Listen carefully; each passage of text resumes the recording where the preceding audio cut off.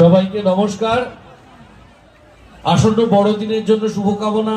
এসেই মায়ের দর্শন হলো, খুব ভাল লাগছে। ধুবুলিয়ার এই ক্লাবে এসে এই ক্লাবের মানুষজন এবং ছোট ছোট ভাইরা সবাই মিলে কাঁধ মিলে এমন ভাবে কাজ করছে নাইট সুপার ক্লাবে, এত ভাল লাগছে। ওখানে ওদের সাথে আসলাম, আসার পরই চা বিস্কিট আপ্যায়ন, দাদা কি খাবেন কি, এবং পুরো পরিবেশ